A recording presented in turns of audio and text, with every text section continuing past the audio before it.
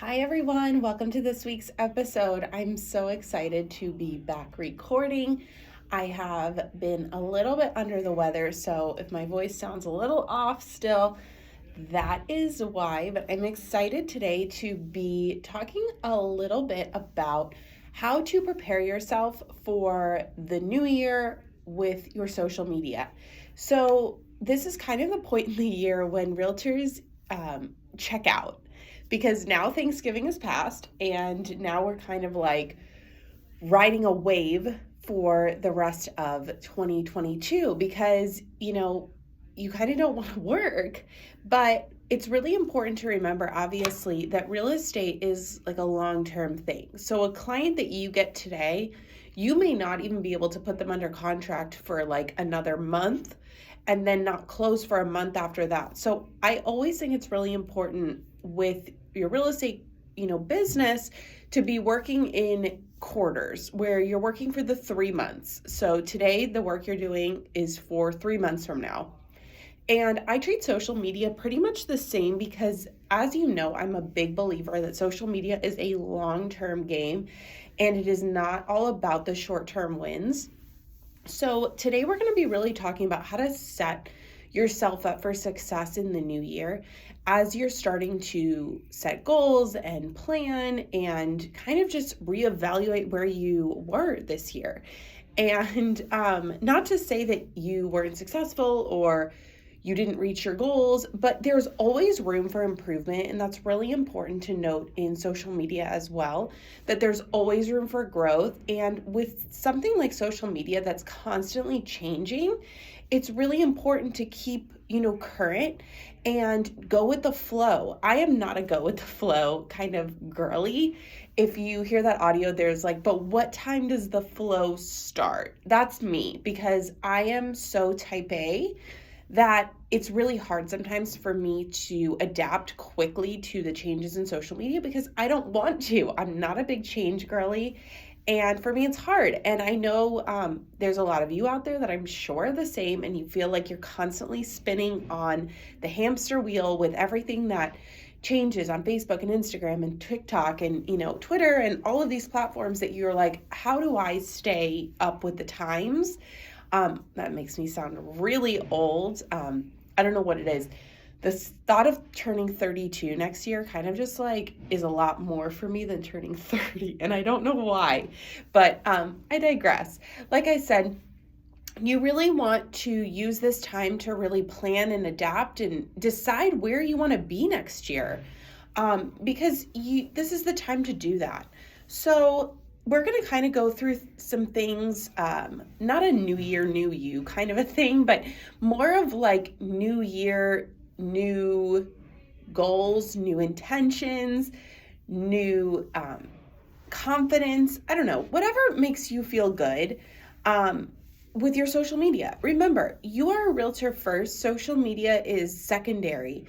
And that's been the whole philosophy that I've built my business on because, like I said, it can be super overwhelming as an agent to feel like you're constantly having to stay up with what's going on social media.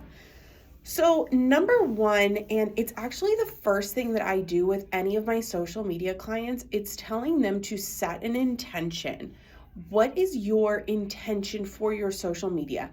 And that is not a goal, that is not a resolution, it's an intention. Because here's the problem with social media, we think that we need to set goals that are that are numerical, that are driven by numbers, that are analytical, everything like that. And it's really discouraging because we are not going to be slaves to an algorithm that goes up and down naturally, because as things change on social media, so does the algorithm. And we don't want our goals to be dictated by what other people are saying works and doesn't work. Obviously, don't get me wrong, we're going to talk about numbers because numbers do hold value in the sense of seeing where you're at. But I want your intention to be more of an underlying plan of action. What is really driving you to do the things you're doing on social media this year or next year, basically? So an intention can be something like, I want to reach more people locally on through social media. So you want to get more hyper focused on your local market, meaning you're going to niche down. So the intention, the overarching thing that you're trying to do is reach more people locally. So then from there, you can actually break down actionable items that you can do to make sure you're reaching more people in your market. Another intention item is to show up more consistently on video. Okay, so how can you incorporate video into your social media strategy? Now you're breaking that intention down into digestible action items. So it doesn't feel so overwhelming all the time to, be setting these lofty resolutions of things that you should and should not be doing. It's not like I'm going to start posting reels every single day, 5 times a day, because that's really not doable and it doesn't serve you a specific purpose. So if you can say, hey, I'm setting an intention to show up more consistently on video, and you say, hey, how can I do that? Well, I can show up on my Instagram stories every single day. Well, I can make more reels.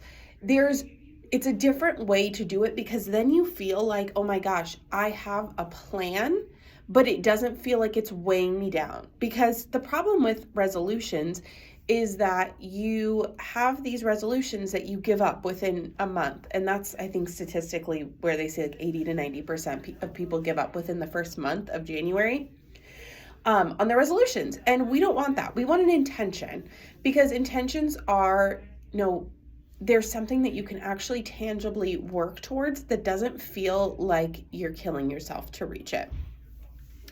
The next thing is going to be to reevaluate your ideal client. So this may come along with your intention. Like I said, if you're trying to reach more people locally, then you're going to have to reevaluate who your ideal client is.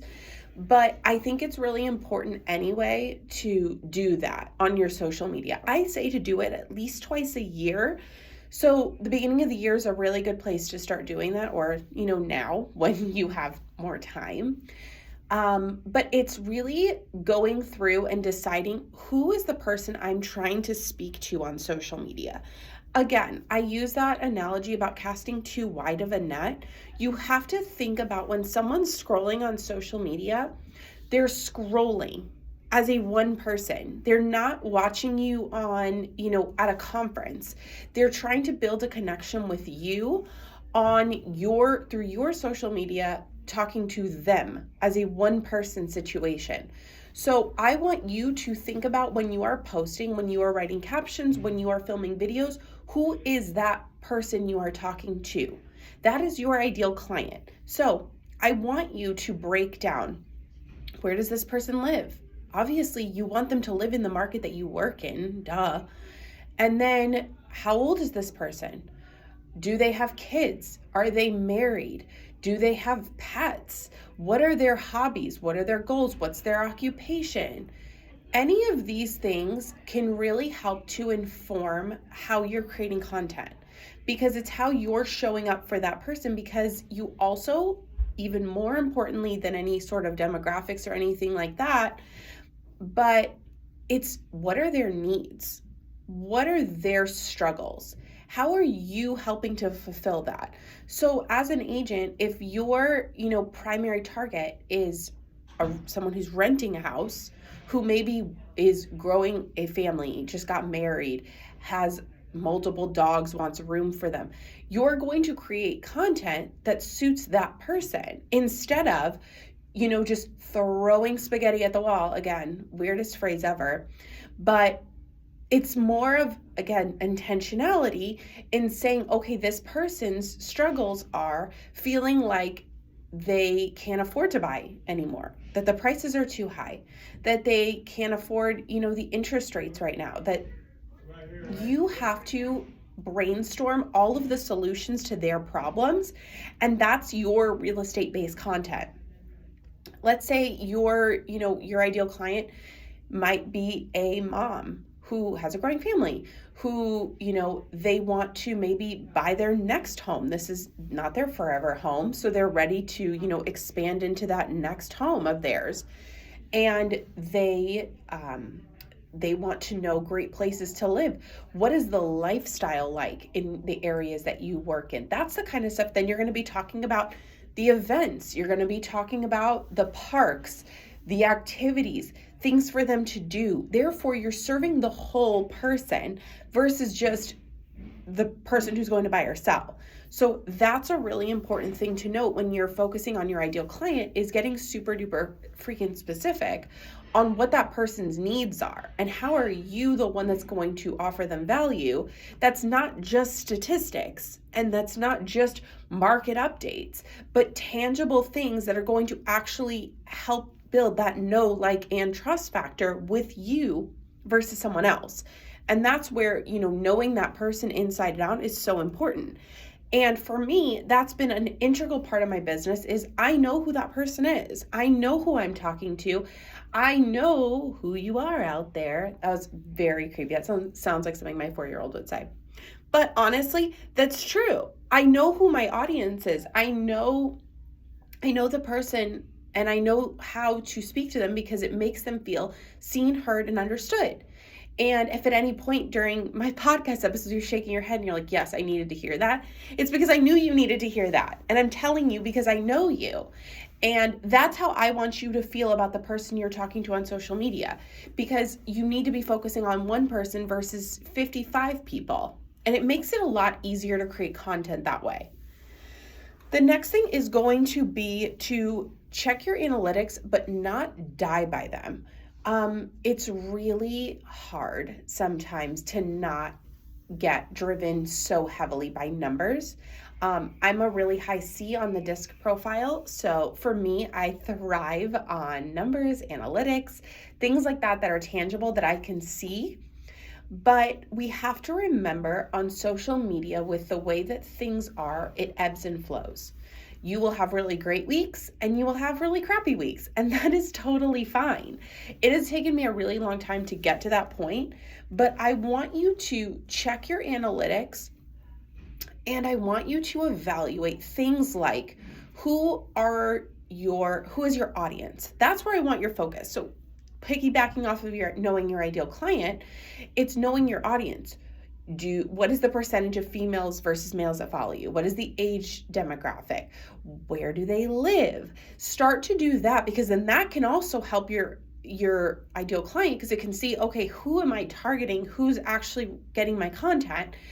And then I do want you to look and see, what content performs better.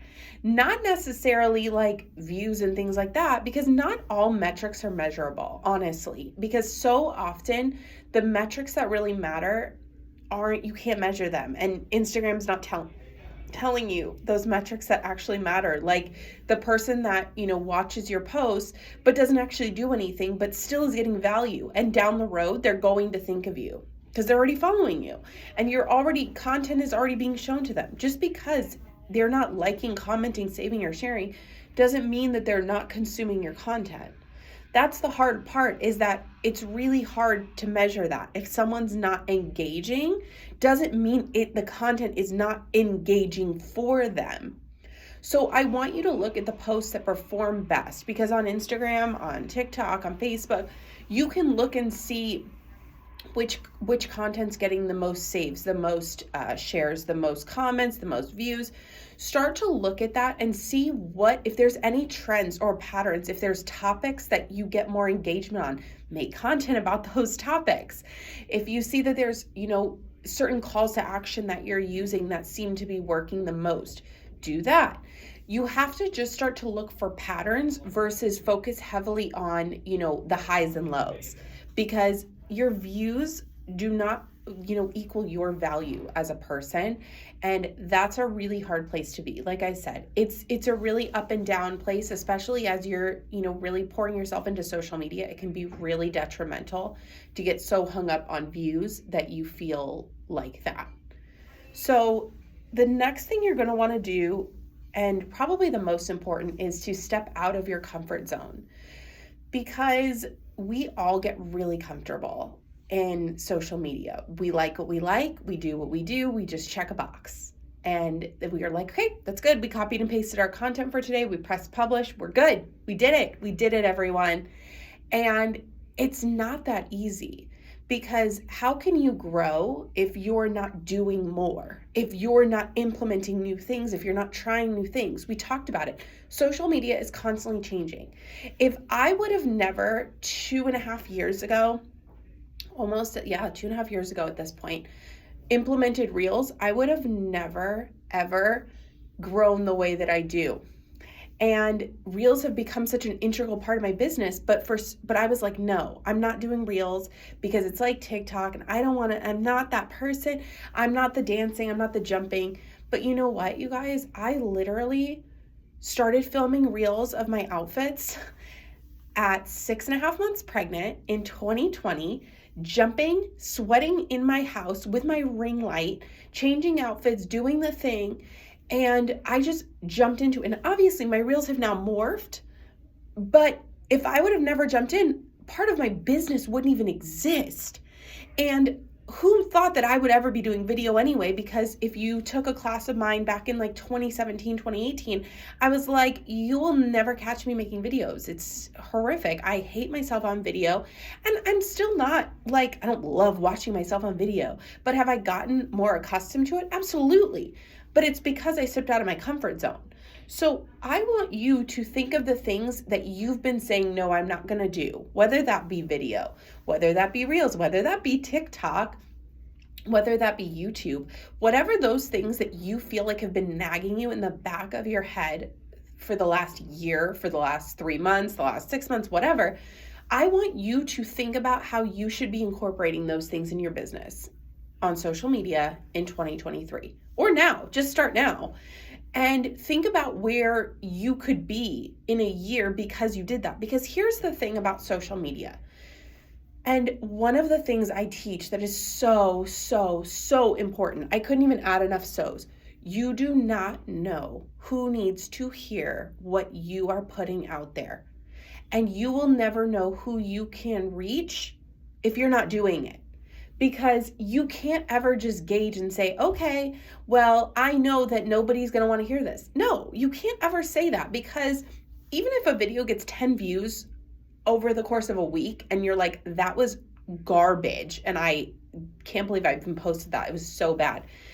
But you don't know that, number one of those 10 people needed to hear that, maybe is going to refer you one day, maybe is going to buy a house with you in a year because of one thing you said, or that video may go viral in 2 weeks, or you may get a ton more views, a year later, 6 months later. You just don't know who's listening and who needs, to hear the value that you're providing.